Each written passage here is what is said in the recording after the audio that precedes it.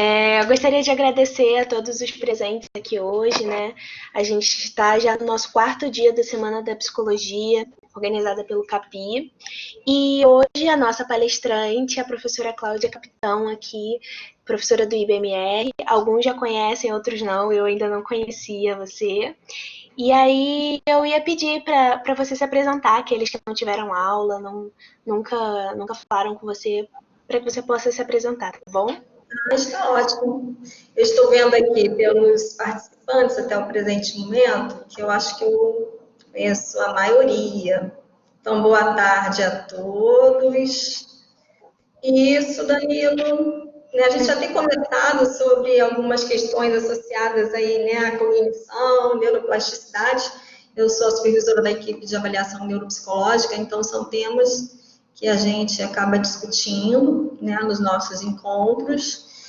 Eu sou psicóloga de formação, neuropsicóloga, especialista, né, em neuropsicologia e em psicogeriatria. Então, agora vem a parte assim, mais delicada, que ele vai falar meu tempo de experiência, né, porque aí eu acabo me entregando um pouquinho. Então, eu trabalho nessa área, né, específica em neuropsicologia e psicogeriatria desde o ano 2000. Comecei a fazer a primeira especialização em psicogeriatria, e aí eu já tinha um conhecimento sobre doenças de Alzheimer no final da década de 90. Nós começamos, né, as pesquisas sobre o tratamento, possíveis causas. Então, a grande descoberta sobre esse diagnóstico novo, né, que se falava em demência, mas não sabia exatamente o que causava, né, o que poderia afetar, né, as células nervosas para causar esses danos. Então, eles falavam muito de arteriosclerose, né, ou que os idosos estavam, entre aspas, né, caducos, mas não havia ainda tanta informação e tanto conhecimento. Então, eu comecei a frequentar eventos, né, seminários, jornadas, congressos sobre doenças de Alzheimer e me interessei pelo assunto. Então, mudei completamente o meu foco na minha carreira aí profissional. Eu, assim que me formei, trabalhei com educação especial, fiquei 5 anos trabalhando com educação especial e resolvi, então, decidir, né, me aprofundar mais no estudo sobre envelhecimento e sobre demência. E aí eu comecei, então, a estudar mais especificamente processos de avaliação na demência e continuei com esse tema durante bons anos ainda. Então, comecei, né, a ter estudos sobre neuropsicologia nesse dado momento. Até então, eu nunca tinha escutado falar sobre neuropsicologia. Na minha época da graduação, não havia ainda essa especialidade. Então, eu me apaixonei pela neuropsicologia e aí investi na área também infantil, do adolescente e do adulto. Então, hoje eu trabalho apenas com avaliação neuropsicológica no campo clínico e eu atendo, né, tanto crianças quanto adolescentes quanto adultos. Eu vou compartilhar a câmera com vocês aqui, maiorzinha a tela, porque eu acho que vocês vão conseguir, quem não me conhece, me conhecer melhor, porque aquela fotinha ali embaixo quase não dá para ver, né? Então, deixa eu aumentar aqui. Então, foi aí que eu descobri a neuropsicologia, né, quando eu comecei realmente a trabalhar com idosos. E meu ingresso na faculdade como professora, se Deus já tenha também bastante tempo, eu estou na instituição desde 2006, então eu sempre dei as disciplinas voltadas para neurociências, neuropsicologia, e desde 2013 nós temos a equipe de avaliação neuropsicológica no SPA. Então acaba que todos os meus temas são pertinentes a esses assuntos, né? O comportamento no viés neurobiológico, digamos assim, que vocês já viram, né, em neurociências do comportamento, bases neurais do comportamento, e nos processos de avaliação. A respeito do comportamento, eu não trabalho mais como psicoterapeuta, trabalho apenas como avaliadora, em alguns casos com reabilitação cognitiva. Então, vocês gostariam de fazer alguma pergunta nesse sentido? Alguma curiosidade? Senão, a gente continua aqui a minha apresentação. Dentro de tudo que eu já estudei, né, e venho estudando ao longo desses anos, além de como professora, né, como pesquisadora também, porque eu trabalho ainda com pesquisa, eu me interesso muito pelas áreas que modulam o comportamento. Então, eu tenho um verdadeiro fascínio sobre funções executivas, funções do lobo frontal. E a Mayara está pedindo para explicar um pouquinho mais sobre reabilitação neuropsicológica. A Mayara, eu vou fazer o seguinte, eu posso segurar essa informação quando eu começar a falar de neuroplasticidade, porque eu acho que a gente vai conseguir fazer um link melhor. Então, neuroplasticidade tem justamente a ver, né, com o tema reabilitação, em cima de reabilitação cognitiva. Então, daqui a pouquinho eu falo sobre isso, tá bom? A gente está falando, nesse caso, de pessoas com lesões encefálicas, né, ou com transtornos neurobiológicos que afetam a cognição, como memória, atenção, raciocínio, linguagem, enfim. Então, esse foi o meu percurso, né, na vida acadêmica e na vida profissional. Então, vou compartilhar com vocês agora aqui a apresentação. Eu preparei alguns slides, porque eu vou falar de alguns temas bem específicos, né, no campo da neuropsicologia, no campo da neurociência, e eu não sei exatamente se todos, né, têm acesso, né, a esses conceitos, a essas denominações. Então, eu preparei um material, mas por que eu pensei na questão da pandemia? Então, nós estamos passando por um momento bastante difícil e delicado, e um momento que exige, né, muita habilidade cognitiva, muita habilidade associada à adaptação. Então, eu achei melhor pensar. Eu gostaria de pedir só que eu mude aqui os slides, senão eu vou me perder aqui um pouquinho nas apresentações, tá? Então, por que considerar, né, cognição social e neuroplasticidade como aspectos, né, no contexto da pandemia? A gente tem ouvido falar muito da questão da saúde mental e como a gente pode conciliar, né, ou pensar nesses aspectos correlacionados também à saúde mental, ok?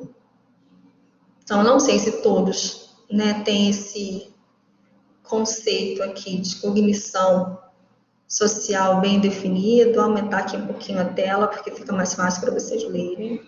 Então, aqui nós temos uma citação de Adolf, de 2001, que nos diz o seguinte: cognição social está associada a habilidades de identificação, manipulação e adequação do comportamento de acordo com informações socialmente relevantes, destacadas, né, detectadas e destacadas aqui daqui a pouco, e processadas em determinado contexto do ambiente. Então, cognição social tem a ver com a capacidade de percebermos o que ocorre ao nosso redor, principalmente em relação à manifestação, né, de emoções e sentimentos das outras pessoas, e a partir disso a gente toma as nossas decisões e tomamos as nossas atitudes, principalmente para o ajustamento social, tá? Então, a cognição social, na verdade, ela abrange assim, um espectro muito grande de habilidades, de conceitos e de estruturas encefálicas. Não é tão fácil, não é tão simples resumir esse conceito. Vocês já tinham escutado falar sobre cognição social? O que vocês já tinham em mente em relação a esse conceito? Né, talvez alguns já tenham aqui, claro, né, alguma ideia. Eu estou vendo aqui, né, alguns estagiários, alguns alunos, ex-alunos. Então, acredito que os que estejam, né, em maior contato com a neuropsicologia já tenham, né, alguma referência. Mas vocês gostariam de complementar, fazer alguma pergunta, ou nós podemos seguir? É um conceito novo para a grande maioria? Isso eu gostaria de saber, né? A gente fala de cognição social como se fosse algo extremamente simples, e não é. E tem sido apontada como um dos fatores, né, que causa maior dificuldade ou transtorno mesmo, né, na vida de algumas pessoas portadoras de alguns transtornos e doenças neuropsiquiátricas, como, por exemplo, o autismo, né, o transtorno do espectro autista. Então, é importante a gente conhecer para pensar nas intervenções dentro do nosso campo e da nossa área de atuação, na esquizofrenia, né, e também nos processos demenciais. Então, falando um pouquinho da avaliação neuropsicológica, testes psicométricos para avaliar cognição social acabam sendo muito escassos, porque a gente observa muito mais no contexto, né, o domiciliar, o acadêmico, o educacional, do que num teste formal, onde tem um estímulo-resposta a ser assinalado ou respondido durante a sessão. Então, é extremamente importante, né, termos, além do relato da pessoa, termos o relato dos familiares, de professores, de amigos, falando sobre a interação desse sujeito, né, com os seus pares, vamos dizer assim, e também na sua interação com o seu ambiente. Tá? Então, inventários, escalas são muito importantes. Alguém mexeu aqui na apresentação, eu vou voltar aqui rapidinho. Então, vamos lá. Então, galera, todo mundo está como moderador, se todo mundo puder não fazer nada com esse acesso. Pois é, porque se tentarem mudar no slide, aumentar alguma coisa assim, pode ser que saia aqui da tela. Eu me enrolo também de vez em quando, tá? Principalmente quando eu vou compartilhar a tela. Mas aonde tem aqui, né, o ícone para compartilhamento, deixa que só eu mesmo, porque aí eu sei exatamente em que momento eu vou precisar mudar esse slide, tá? Mas eu acredito que eu tenho a flexibilidade cognitiva suficiente, tá? Para conseguir administrar esses pequenos acidentes, digamos assim, ok? Então, por favor, não mexam em nada. Então, vamos lá. Nós entendemos cognição social como um componente importante, né, para regularmos os estados emocionais. Então, temos aqui, né, a palavra emoção em destaque. Os processos cognitivos nos dão condição de identificar, reconhecer, interpretar esses sinais que são aqui, ó, captados e que são regulados por esses estados emocionais, e a partir do entendimento, da compreensão, é que nós vamos conseguir pensar nas medidas a serem tomadas, nas formas como nós vamos nos dirigir às outras pessoas. Então, é a base essencial para a interação social, ok? Por interação social, a gente já pode pensar na convivência com uma outra pessoa.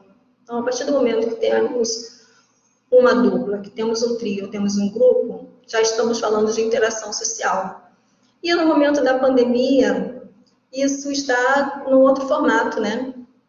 A gente está passando por um momento de isolamento social, agora mais flexível, né? Mas passamos por alguns meses de maior restrição com o outro, e justamente por isso que eu fiquei pensando, né, na modificação, no aprendizado que esse momento da pandemia vai gerar, que está gerando, né, por exemplo, eu preciso ter o reconhecimento de expressões faciais para conseguir identificar se eu estou agradando ou desagradando.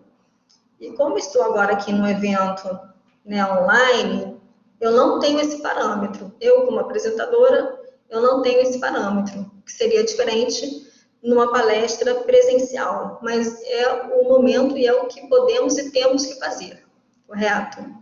Então, eu pressuponho, né, que todos estejam prestando atenção, que todos tenham interesse pelo tema. Então, eu continuo, né, dissertando sobre o assunto, eu continuo, né, me dirigindo a vocês, porque eu acredito que nesse momento estamos aqui vivenciando uma experiência nova e diferente com um tema também que pode ser novidade para muitos de vocês.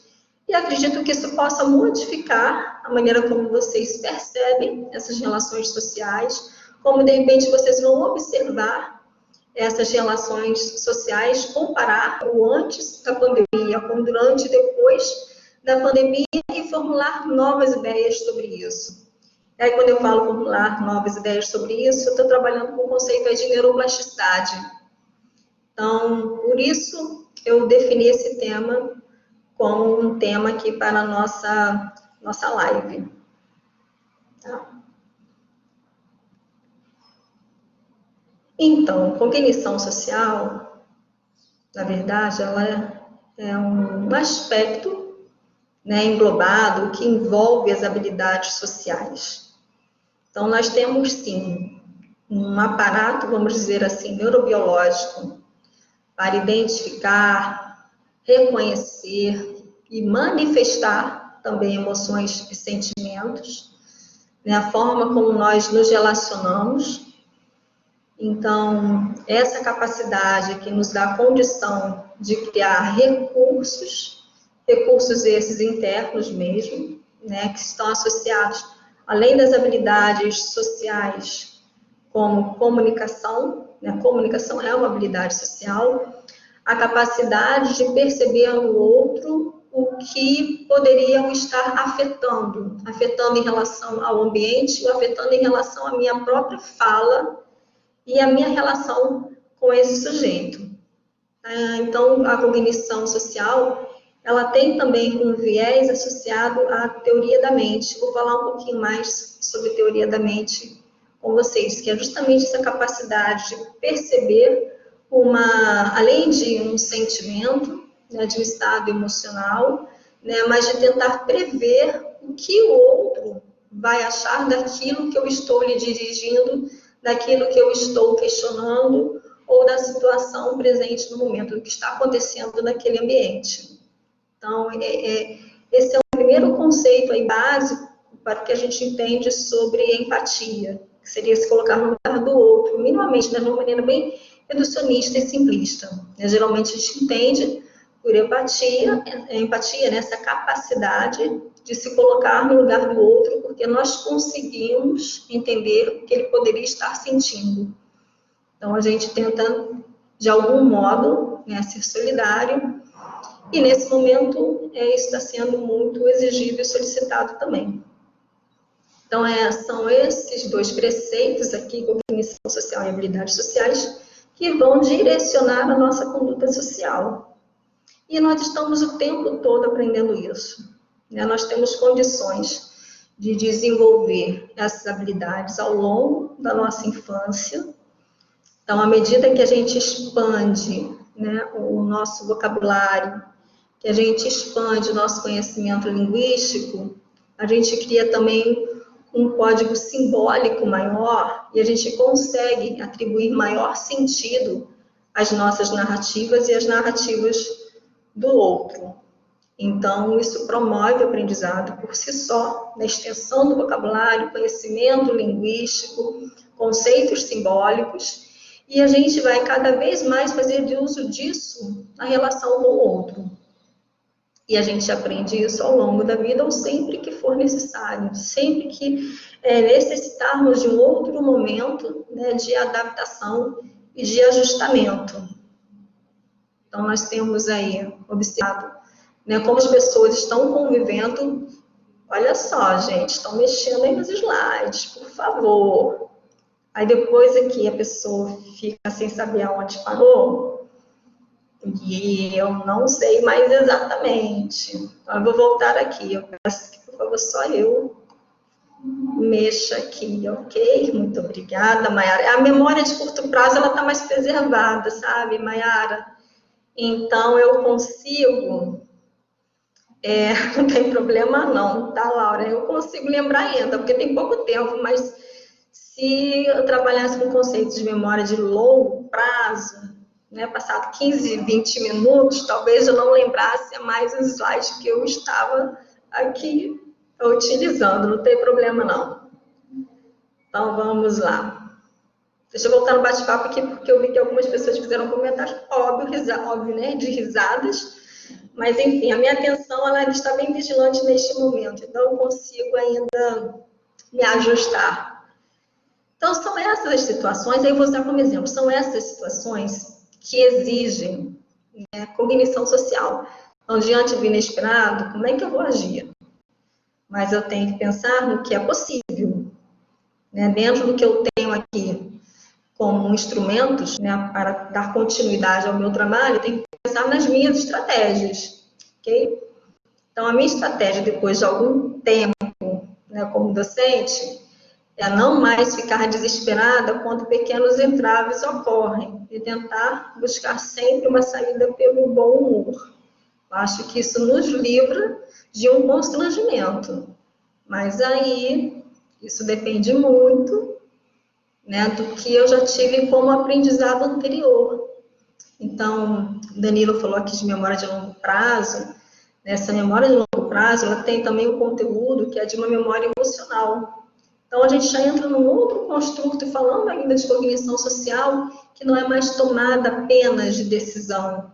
Não tem a ver apenas com interação social, mas tem a ver com os recursos que eu aprendi ao longo da minha vida para interagir com as outras pessoas, para interagir com as situações que podem, né, vir a causar algum tipo de sofrimento psíquico. Eu digo que sofrimento psíquico é ansiedade, né, uma apreensão, um medo, adaptação a uma situação nova, acaba se confrontando com esses aspectos, digamos assim.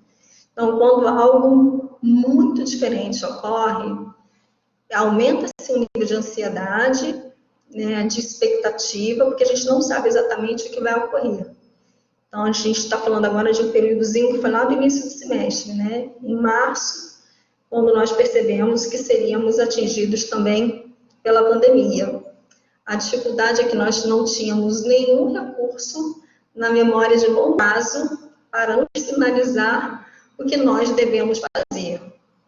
Então, o conceito de neuroplasticidade ele fica muito mais evidente nesse momento, né? Nós criamos alguns recursos a partir de informações sobre outras pandemias, só que pandemias que ocorreram, né, mais de 100 anos atrás, talvez, e aí não o recurso, mas o contexto social é outro, né? A gente não pode se comparar tomando todas as medidas como foram tomadas, né, no início do século XX, por exemplo. Alguns são básicos, então a gente consegue reproduzir e deve reproduzir, como o uso, né, de máscaras, por exemplo, mas nós não tínhamos o recurso tecnológico. Então, na ausência da capacidade de se comunicar com o outro via internet, provavelmente a restrição era muito maior, o isolamento era muito maior. E aí eu destaquei aqui algumas imagens, tá, do cérebro, para nós pensarmos nesses circuitos, tá? Vocês conseguem visualizar aqui o mouse quando eu passo por cima? Tem uma mãozinha aqui? Sim? Então tá bom. Sim, tá Então, bom, sim. obrigada. Então, este circuito aqui, tá, que está pertinho aqui, que está rodeando essa região aqui em roxinho, mais uma porção aqui posterior, ela tem a ver com o sistema límbico. Então, aí eu vou falar, né, sistema límbico, vocês vão voltar lá no primeiro período, né? Provavelmente, primeiro e segundo período. Então, o sistema límbico, ele é responsável pela captação de sinais no ambiente, que podem ser nocivos, que podem ser perigosos, ou que podem ser também atrativos. Então, nós temos aqui a amígdala, que serve como um sensor, né, como um grande radar. Talvez a gente possa pensar assim, como um grande radar. A gente está falando de uma informação que ela pode ser visual. Então, nós temos aqui córtex occipital que recebe essas informações visuais do meio. Ela também recebe, né, informações que são advindas da memória. Nós temos aqui o hipocampo. Então, quando nós começamos a pensar em situações que sejam ansiogênicas, a amígdala também acaba entrando em ação. Aí dispara outros sinais que são os mais neurofisiológicos, né? Dispara o sinal do hipotálamo, liberação de hormônios. Aí vem as sensações de desconforto, E, em contrapartida, nós temos a região frontal, que é essa região aqui, que vai justamente ser capaz de pensar em alternativas, discriminar exatamente qual seria o sentimento aí despertado. Então, a resposta sensorial, ela é autonômica, tá? O que é disparado aqui pela amígdala, que eu falei de sinais corpóreos, de sensações físicas, é autonômico. Uma vez disparado, a gente não consegue inibir tão rapidamente. A gente leva um tempo para conseguir entrar no estado de relaxamento. Mas a interpretação disso se dá aqui também pela região frontal. Então, se é perigoso, o que eu faço? Então, a gente pensa aqui nas medidas que são mais associadas a essas habilidades sociais e que o que a gente entende, então, na capacidade de lidar com as outras pessoas ou com os problemas que o meio nos oferece. E temos nessa parte aqui em roxinho, que a gente chama de formação hipocampal. Então, aqui estão os neurônios que transformam a informação numa memória de longo prazo. Então, a gente tenta puxar pela memória tudo que a gente já sabe a esse respeito.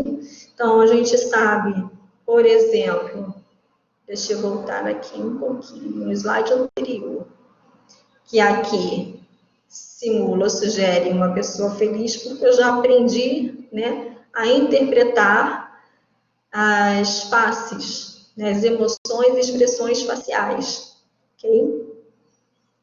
Então, eu consigo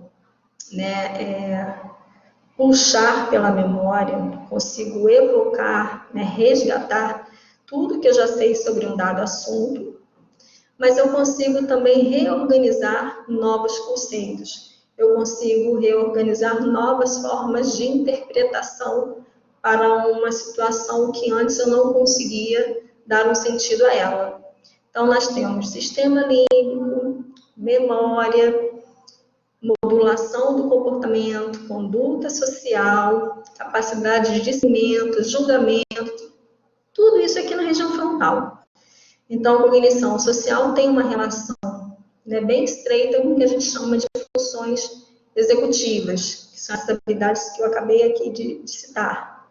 Isso envolve também raciocínio, envolve modulação de afetos, modulação de sentimentos. Então, na amígdala, sistema límbico, nós temos uma sensação, esse processo perceptivo sobre esses estados emocionais sendo, então, iniciados, vamos dizer assim, e na região frontal, eu começo, então, a modular o sentido disso. O que isso representa?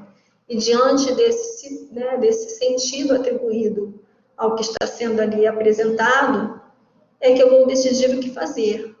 E justamente em relação às pessoas que têm maior dificuldade no que condiz à cognição social, às vezes as atitudes, os comentários são inadequados, o que acaba causando uma grande dificuldade nessa interação social.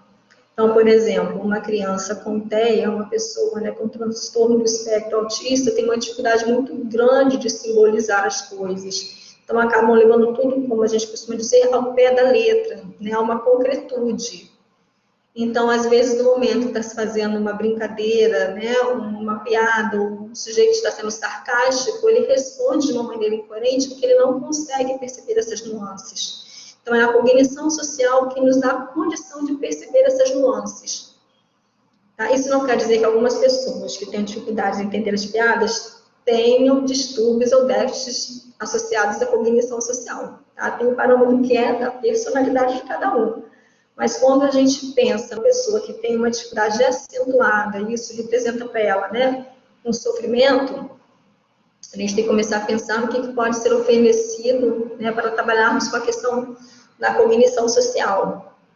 Até aqui ficou tranquilo para vocês? Está dando para seguir o que eu estou falando? Sim, faz sentido? Está coerente? Gostariam de fazer alguma pergunta?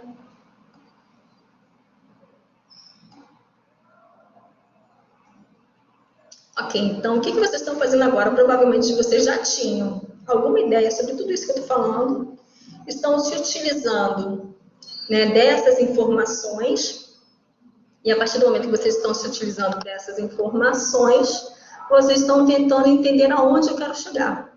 Né? Vocês estão tentando aí fazer um link entre tudo que você já tem como referência, alguma coisa nova que eu possa estar aqui contribuindo e tentando, né, verificar qual será, então, né, o percurso que eu irei seguir aqui nas próximas informações. Então, eu gosto sempre de trabalhar com imagens, porque ao falar, ó, estão mexendo, gente, estão mexendo, não mexam nos slides, porque senão eu não consigo depois retomar tudo ao pé da letra. Então, vamos lá. Isso se chama flexibilidade cognitiva, que é uma outra condição associada ao funcionamento frontal. Então, flexibilidade cognitiva é a capacidade de manipular ideias, conceitos, mudar algumas regras. Então, aqui estou sendo exigida nesse sentido, né, de ter uma flexibilidade diante desses slides que correm, né, vez por outra. Chega de imagem do cérebro e vamos para o conceito de teoria da mente. Eu vou deixe esse slide paradinho aí por enquanto. Eu vou compartilhar com vocês a cena de um vídeo, porque aí depois da cena desse vídeo, a gente vai conseguir entender melhor o que vem a ser teoria da mente. Vocês vão lembrar provavelmente de alguns videozinhos que são publicados no Facebook, e a gente começa então a nossa discussão depois desse vídeo. Deixa eu só disponibilizar aqui para vocês. Se gostariam de fazer alguma pergunta a respeito, né, do que eu falei até o presente momento?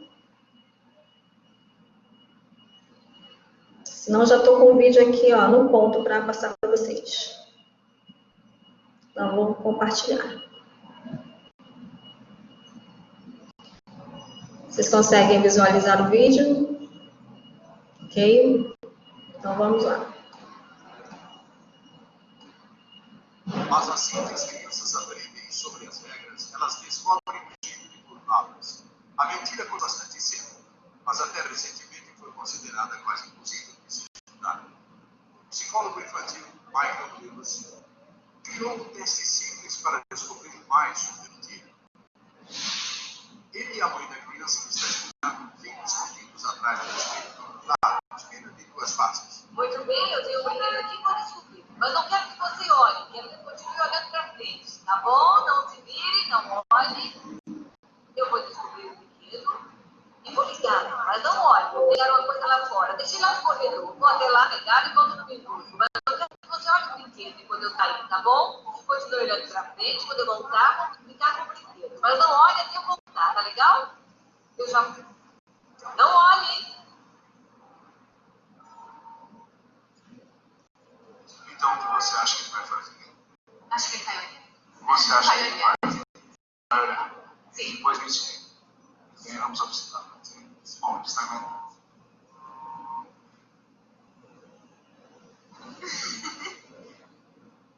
Olha, tá. Seus olhos estão começando. Ele vai olhar. Tudo bem. Sabe, devo confessar que entre crianças de 3 anos de idade, quase 70% delas olham. E quando olham, quase todas elas. Jerry, você olhou? Não, o menino, vou brincar agora. Tá legal, pode brincar agora e brincar. Você estava dizendo. Eles olham e depois têm que olhar. Eles mentem porque não querem se meter em problemas. Se você pensar sobre isso, faz sentido. Não é só que eles fizeram alguma coisa errada, mas eles podem ser punidos por isso. O que parece é que as crianças mais espertas não são aquelas que dizem a verdade, mas na realidade são aquelas que mentem sobre isso. Certo, não vai olhar. É verdade. Nesta idade, quanto mais alto o seu QI, mais provável será você mentir. Para mentir deliberadamente, as crianças têm que estar cientes que que a pessoa não sabe se eles olharam ou não. Você olhou atrás de você?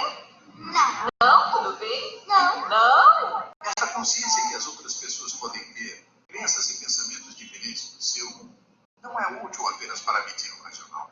É um estágio crucial. Todas as crianças precisam passar por isso antes de estarem prontas para o mundo adulto. Os cientistas chamam isso de teoria da mente, mas não é tão difícil quanto parece. É uma capacidade humana descobrir o que outra pessoa pode estar pensando. Para fazer isso, precisamos perceber que cada um de nós tem desejos e intenções diferentes, gostos e desagrados. Meus pensamentos e desejos não são bem os mesmos que os seus. Fazemos isso o tempo todo, sem nos darmos conta, porém. Aí eu vou parar aqui, vou interromper aqui, para voltar com os slides. Ok? Ficou muito baixo? Eu tentei aumentar aqui o som. Então, exatamente, ele é semelhante com aqueles vídeos que as mães estão fazendo com os filhos para não comer doce, não comer chocolate, ok? Eu posso repetir esse vídeo daqui a pouquinho. Quando eu terminar aqui a apresentação, se tiver mais tempinho, eu repito o vídeo de novo, tá? Mas o experimento fala justamente da capacidade da criança, né, de perceber que pode mentir, né, pode falar que não viu o brinquedo, que não olhou para trás, porque tem a exata noção que atrás dele, que naquele ambiente não tinha ninguém, a criança não percebe que tem um espelho ali, que na verdade as pessoas estão, os pesquisadores, né, a própria mãe estaria atrás ali do espelho. Tá? David, gostaria de fazer uma pergunta, comentar alguma coisa? David saiu. Então, teoria da mente está associada, né, à capacidade de compreensão de que as outras pessoas têm um campo de visão diferente e um ponto de vista diferente. Então, as crianças sabem, né, sabiam naquele experimento, né, com o trenzinho, que não havia na mente deles, né, ninguém além deles naquele espaço. Elas não sabiam que estavam sendo observadas. Então, esse é o primeiro momento que a teoria da mente começa a ser estabelecida, quando você começa a perceber o ponto de visão do outro. E mais tardiamente, né, conforme nós vamos nos tornando crianças com conceitos e habilidades abstrativas maiores, nós vamos entendendo o ponto de vista do outro, que é intencionalidade, os desejos, a vontade. Então, a gente pressupõe, a gente imagina que eles estariam pensando. Aqui, se a gente comparar uma brincadeira, também é fácil perceber a questão da teoria da mente, brincar de esconde.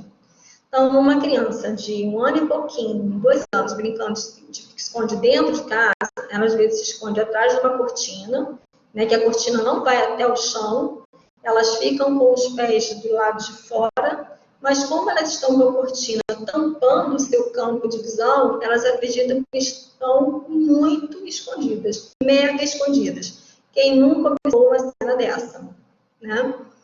Em contrapartida, quando as crianças vão ficando mais velhas, a brincadeira de esconde-esconde já ganha outro sentido. Elas conseguem pensar num lugar para se esconder porque sabem que não serão encontradas.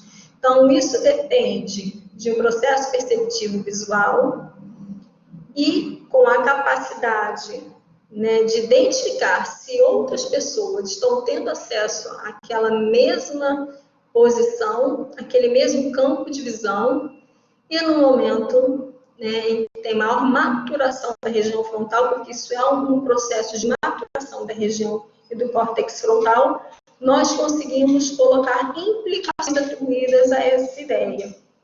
Então, uma criança maior, quando vai se esconder, ela já sabe que lugar ela pode realmente ficar fora do campo de visão da outra. E a partir, principalmente, do processo, né, associado à adolescência, que é esse de engajamento, de ajustamento social sendo mais solicitado, isso fica mais evidente. E nós, enquanto adultos, né, já deveríamos ter todo esse recurso, né, toda essa condição constituída. Então, quanto adultos, ali o vídeo fala da questão da mentira, né, das crianças mentirem para não se haverem, né, com situações de constrangimento, com situações de punição, para não deixar a outra pessoa, de repente, chateada em alguns contextos. E nós, adultos, a gente começa a pensar o que a gente pode ou não falar para não machucar o outro, né, para não ferir os sentimentos do outro, porque a gente tem uma ideia de que isso possa atingi-lo ou afetá-lo. Então, a gente tem a premissa, né, de que sinceridade é ótima, mas sinceridade demais, a sinceridade nua e crua, acaba machucando algumas pessoas. Então, a gente está o tempo todo, né, pensando ou medindo as nossas palavras, como é que a gente vai, de repente, se colocar de uma determinada forma para o outro, para que isso não ocorra. E, às vezes, as grandes dificuldades associadas, né, a essa conduta social tem a ver justamente com uma falha nesse processo de cognição social, né, uma falha de alguma forma no que a gente postula aqui como teoria da mente. Deu para vocês entenderem o que seria, então, a teoria da mente? Aí eu coloquei aqui uma gravura de uma criança consolando a outra.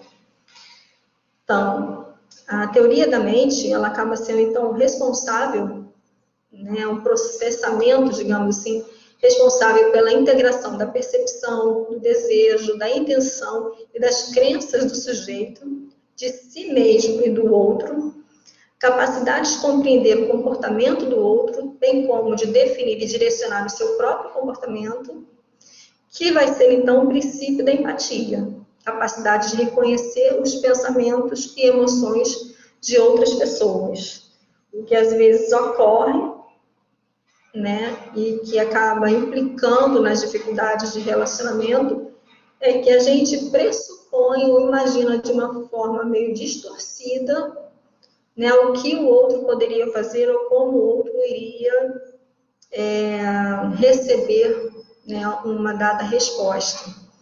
Aí acho que as falhas na comunicação podem ser, na verdade, bem perigosas nesse sentido.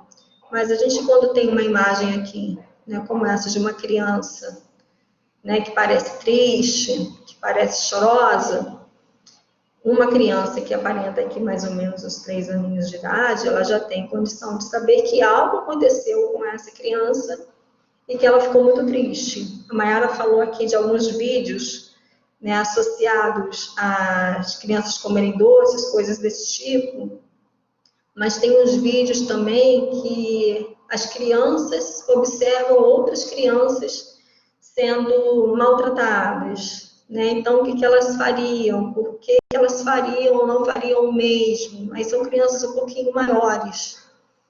Tá? Nós temos vários experimentos falando sobre a questão da conduta social e do funcionamento executivo.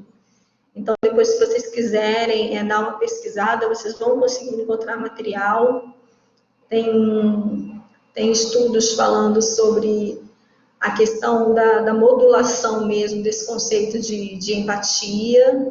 Tem um vídeo que pergunta, né, para os meninos se eles bateriam numa menina, se a menina deveria apanhar, alguma coisa, se já tem um tempo de exposição desse vídeo, e aí os meninos respondem que não deveria, né, pessoas sendo expostas a situações de preconceito, né, e a gente consegue perceber o quanto isso também comove as crianças e elas reagem, né, a isso. Então, tem vários vídeos que a gente consegue verificar esses conceitos.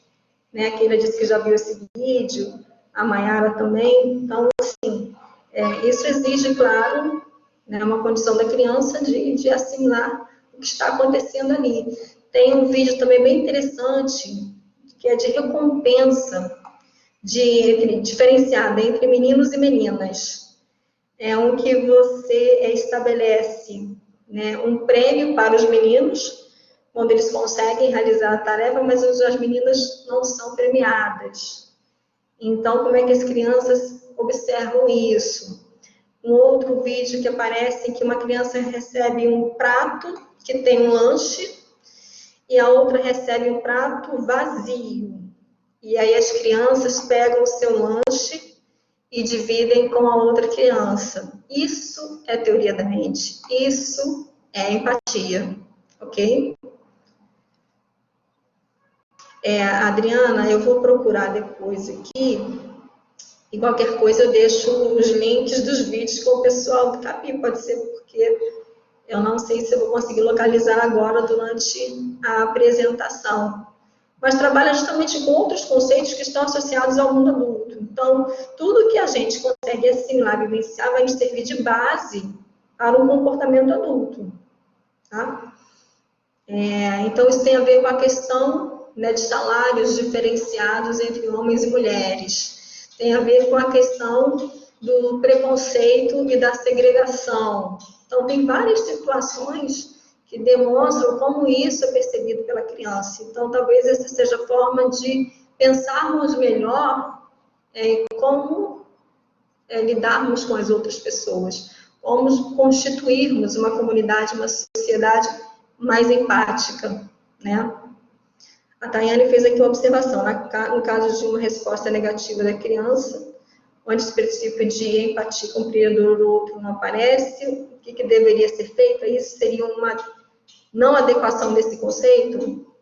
Sim, se uma criança não consegue perceber esses estados emocionais e essa intencionalidade, quando isso já seria esperado, a gente pode pensar num atraso, ou pode pensar em algum transtorno mesmo do desenvolvimento infantil, sendo o TEA, né, o transtorno do espectro autista, um que coloca em evidência, né, essa questão mesmo da dificuldade em perceber a intenção, a vontade do outro. Elas se colocam de uma maneira, às vezes, imperativa, né, ou meio indiferente, mas não é indiferença. É falha na percepção realmente desse estado, ok? A Keila achou aqui os vídeos e a Viviane também. Muito obrigada, meninas.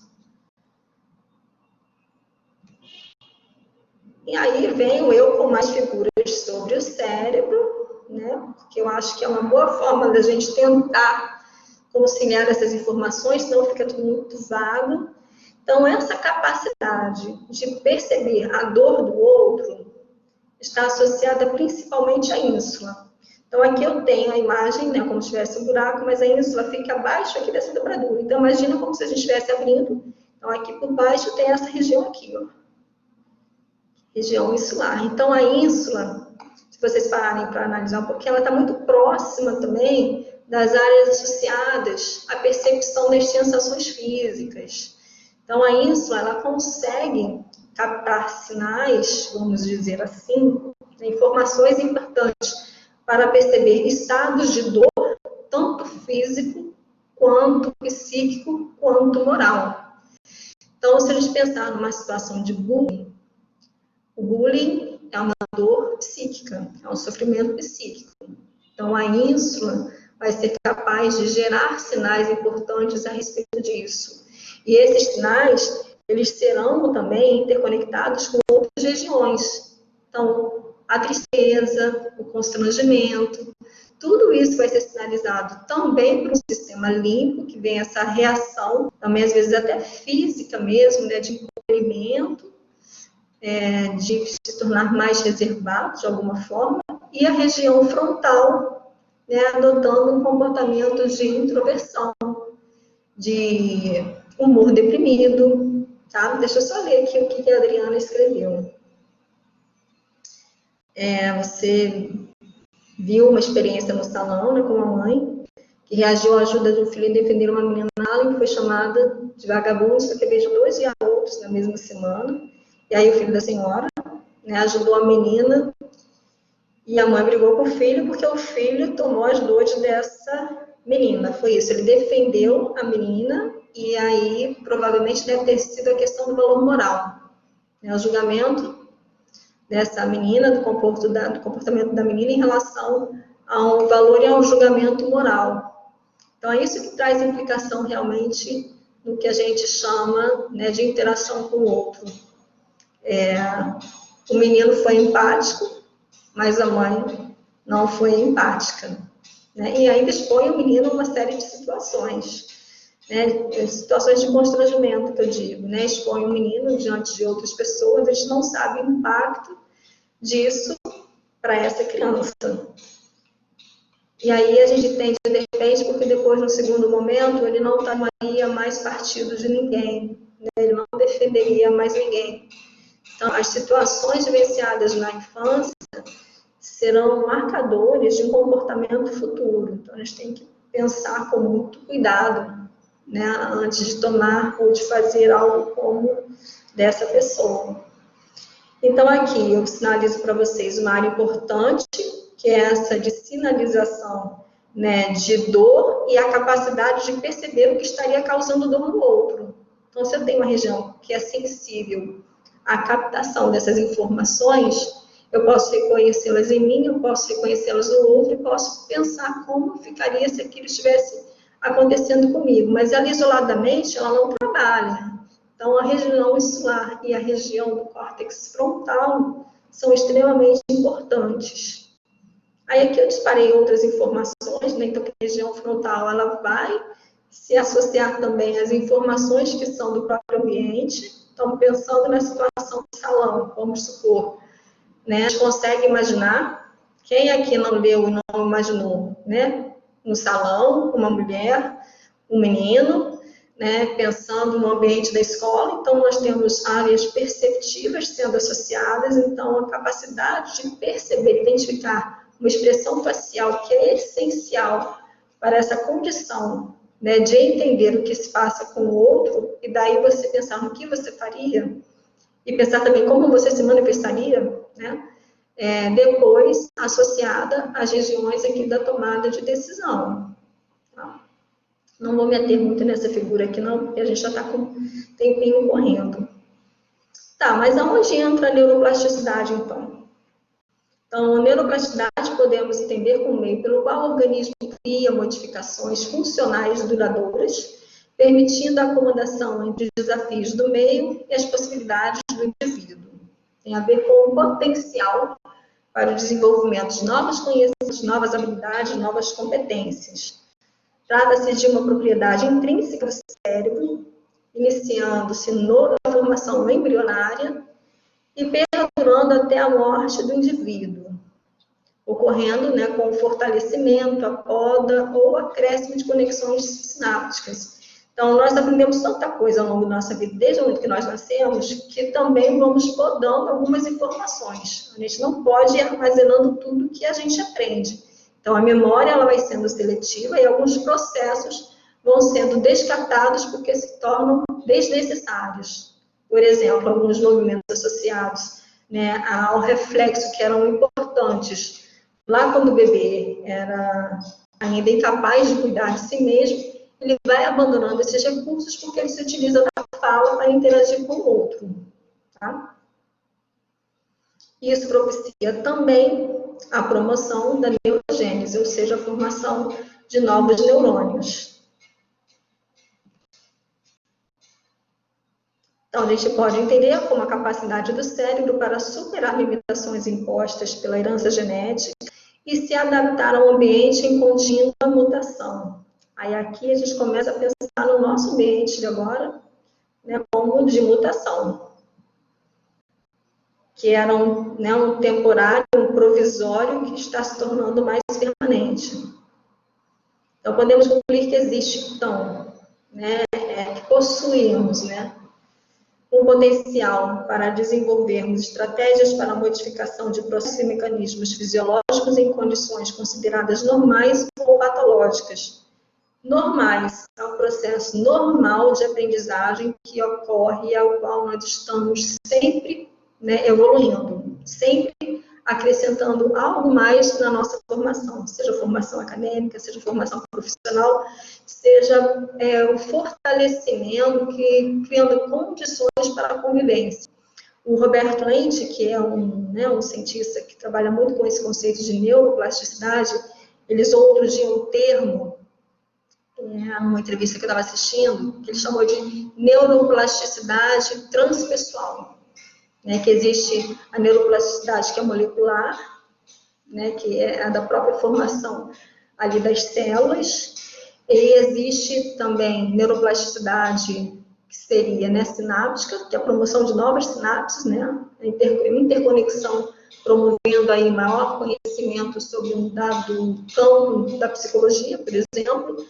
Mas ele falou também de neuroplasticidade transpessoal, que eu achei bem interessante, que talvez seja esse o princípio da minha discussão, que é o quanto o discurso do outro, né, o quanto a contribuição do outro pode favorecer mudanças em relação à interpretação, mudanças em relação ao aprendizado, que mais do que o conteúdo em si, né, a forma como esse conteúdo é passado pelo professor, por exemplo, pode ser tão significativo que ele vai promover maior neuroplasticidade, ele vai promover maior crítica, maior questionamento, e isso por si só já aumentaria essa condição aí de aprendizado.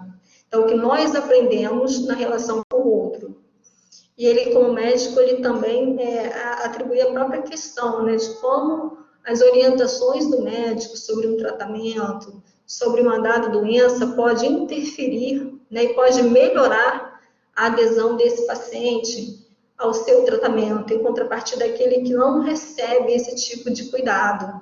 Então, isso seria neuroplasticidade também, né, quando o próprio paciente se dá conta do que acontece com ele e começa a promover maiores cuidados, mudanças de comportamento.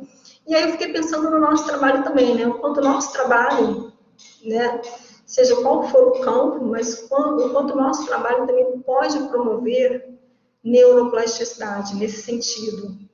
Né, o paciente que começa a refletir mais sobre si mesmo, que começa a se deparar, se confrontar, né, com os seus conflitos e pensar em meios de minimizar ou de administrar essas situações sem tanto sofrimento. Quando a gente fala dessas estratégias que estão sendo adotadas para as pessoas terem melhor saúde mental nesse momento da pandemia, isso é neuroplasticidade. E aí, por isso que eu atribuo esses dois conceitos, né, neuroplasticidade e cognição social, porque nós estamos nos deparando com algumas dificuldades associadas, né, ao cuidado com este momento. Né? Acredito que vocês estejam também conseguindo observar essas questões. Então, nós podemos modificar, né, a forma como nós pensamos no conceito de empatia, nós podemos refletir mais, nós podemos trocar mais e podemos ter uma qualidade de vida melhor. A questão é como nós estamos tendo esse desenvolvimento mesmo associado a esses processos da cognição social, como é que nós estamos lidando com as nossas crianças, como estão sendo os processos educativos, em vários âmbitos, né? Não vou falar só do informal, mais familiar. Nós estamos começando a notar algumas mudanças também, porque o que era delegado à escola agora está sendo delegado à família, porque as crianças não estão podendo, né, frequentar as escolas. Como é que as crianças vão ter esse conceito de empatia sendo formulado se a relação com os seus colegas estão sendo realizadas por uma forma virtual? Será que é tão fácil a gente conseguir reconhecer a expressão facial de uma outra pessoa numa tela de um computador? Então, essas foram as questões que eu comecei realmente a pensar. E aí, Maiara, não esqueci da sua pergunta, não. Você estava perguntando sobre a questão da neuroplasticidade na reabilitação. Então, se nós temos uma lesão que interfere na atenção, nós podemos pensar em atividades, em exercícios que tentem, né, melhorar o seu potencial. Então, em alguns processos que são reversíveis, mas tem outros processos que não são tão reversíveis assim. Então, por exemplo, se a gente trabalha com estratégias e exercícios para melhorar o nível atencional de uma pessoa com transtorno de déficit de atenção, se nós tentamos proporcionar mais atividades dificuldades. Para uma criança com transtorno do espectro autista conseguir assimilar e entender melhor o que um sorriso quer dizer, o que uma cara fechada quer dizer, o que a carinha com a boquinha para baixo quer dizer, se eles começam a fomentar isso nela, ela vai conseguir se reorganizar e dar uma outra resposta ao meio. Então, a gente trabalha com conceitos de neuroplasticidade nesse sentido. Não é retornar uma situação mais patológica ao nível anterior, como na doença de Alzheimer. Então, a neuroplasticidade na doença de Alzheimer, ela tem um tempo de duração. Você pode, né, oferecer exercícios para se trabalhar memória, linguagem, mas a gente sabe que a doença não tem cura, esses recursos vão ficando limitados. Mas enquanto eles podem ser utilizados, outros neurônios vão tentando ali se acomodar, vão tentando compensar aquilo que está deficitário. Então, existe sim alguma condição de neuroplasticidade nos processos mais iniciais.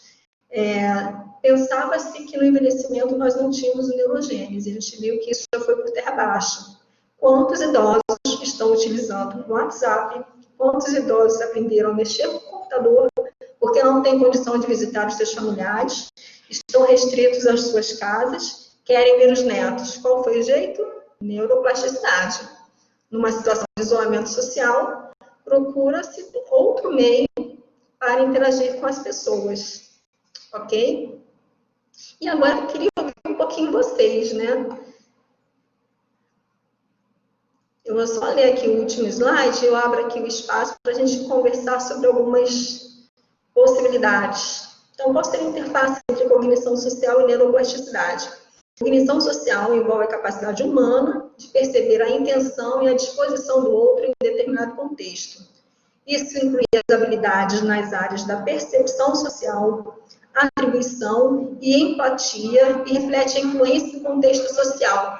Cognição é um tema em neurociências, cognição social é um tema em neuropsicologia, cognição social pode ser um tema em psicologia social. Então, nós temos aí 3 áreas, né, que estão dialogando entre. Então, tem avanços sobre isso, né, que vão, sim, nos dar condições de criarmos outros recursos.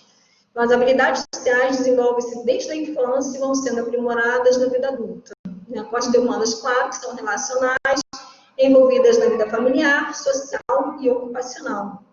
Então, a vida em comunidade requer o uso de habilidades sociais que podem se modificar de acordo com o contexto e exigir novas formas de compreensão sobre si e sobre o outro. Eu acho que nós estamos sendo muito exigidos neste sentido no momento da pandemia. O que vocês acham? E agora eu vou beber aqui uma aguinha.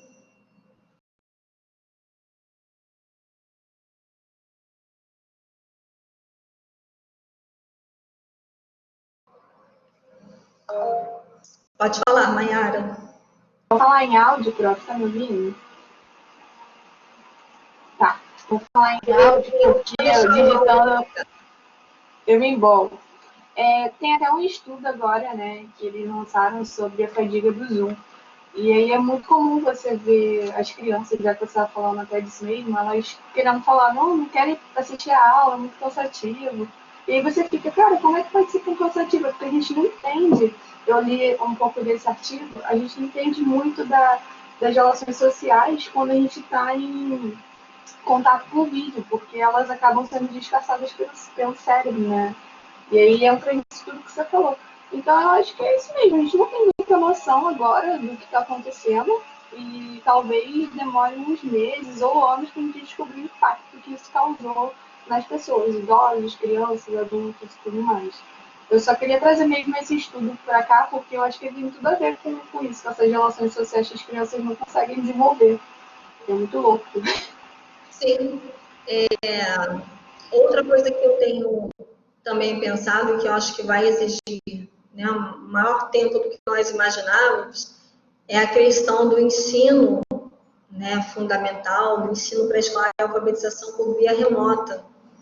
Então, essa questão da cognição, ela se dá, né, muito pela questão da convivência com outras pessoas. Então, como estimular isso por via remota? né? Então, a gente está vendo aí uma tentativa mais dos professores de usarem a câmera, né? Dos alunos abrirem a câmera, porque estabelece um outro tipo de vínculo, né? Crianças menores, aí ela está perguntando qual seria a idade ideal para o aprendizado de um novo idioma, né? Associado ao que seria uma maior plasticidade, maior fluência. Então, tem estudos apontando que nos primeiros anos de vida, a criança tem maior sensibilidade auditiva e facilidade para identificar fonemas. Então, são dois pontos de vista, né? A gente tem uma criança com maior condição de percepção desses sons, mas talvez não tenham tanta condição do aprendizado do significado das palavras, porque uma criança de 1 ano ainda não tem condição de verbalizar, talvez, tantos vocábulos assim, mas ela consegue ter uma fluência na captação da diferença das nuances, né, dos fonemas.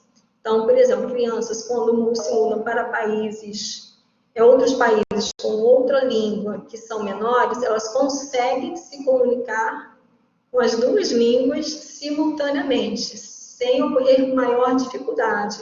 Então, acredita-se que na primeira infância, né, o início da segunda infância, 5, 6 anos, tem a maior plasticidade nesse sentido. Tá? Depois que nós estamos adultos, Ivana, o que acontece? Esses recursos eles estão mais cristalizados, não é que a gente não tenha neuroplasticidade, a gente não tem fluidez, digamos assim. A nossa velocidade de processamento é mais lenta e a gente faz a tradução. A gente não consegue utilizar simultaneamente esses dois idiomas. A gente para numa língua, pensa na outra língua e isso acaba sendo dificultador, porque não existe uma tradução tão ao pé da letra em algumas situações. Então, parece que a criança, na primeira infância, tem maior capacidade associada a essa ciência e flexibilidade. Os adultos precisam de mais tempo para se reorganizar, até em relação ao aparelho fonoarticulatório, né? A posição da língua, são coisas que a gente não presta realmente tanta atenção, que acha que não tem tanta relevância, mas tem. Mas o nosso aprendizado motor também já está cristalizado. Tá?